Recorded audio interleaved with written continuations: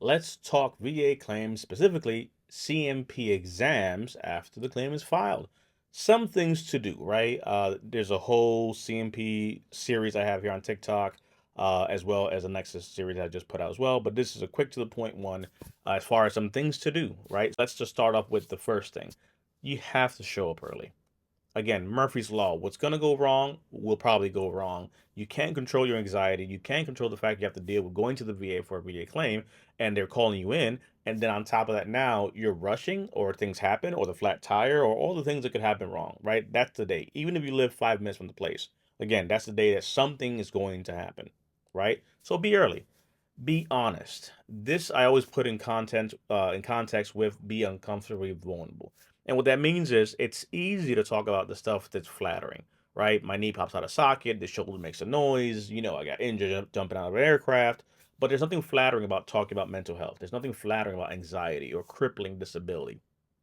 When I bring this up, one of the biggest points here is you have to be vulnerable, right? Stop sucking it up and driving on. Stop putting your best foot forward, right? Because again, it's almost blasphemy for veterans to show weakness because weakness is, pain is weakness leaving the body. We have to push through all the things we tell ourselves. But the fact is, we're not in service anymore. We're veterans. We're human beings that served, pushed ourselves to the limit, but you can't keep trying to do that now. You don't see retired football players out there trying to kill themselves and do the stuff they used to do back on the field, right? Like you retire, you don't do that anymore. On this side, stop it. Self-talk that again, it sounds cool and hua, but it's just not, right? The fact is, be uncomfortably vulnerable. How are you affected by your disabilities? How are these things bothering you, right? What are you dealing with? ED, how does that affect you as a man? FSAD, as a woman, how does this affect you, right?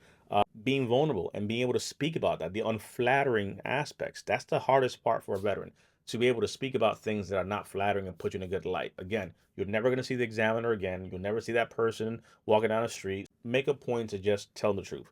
Lie to your spouse, lie to yourself, lie to your friends, lie to your priest, but do not lie when it comes to the CMP because you want to be fairly looked at, right? Know what's in your medical records. That's a big one. Again, you may get your records, have your doctor write something, get a nexus letter, work with a company, do whatever you want to do. But know what's in there, right? Veterans filing a claim based off something that was submitted that they didn't even look at, you're not setting yourself up for success. You're setting yourself up for failure. Make sure that you show up early to the exam. Be honest. Be uncomfortably vulnerable. Speak about how things affect you as a man or a woman because of your disabilities. This is stopping me from doing things. Speak about that, right? And put your soul out there about what's going on. Know what's in your medical records that you are submitting. These are some to-do things that you want to be able to make sure you're doing. But the very first one, get there early because stuff happens. You have questions, we have answers. See you in the comments.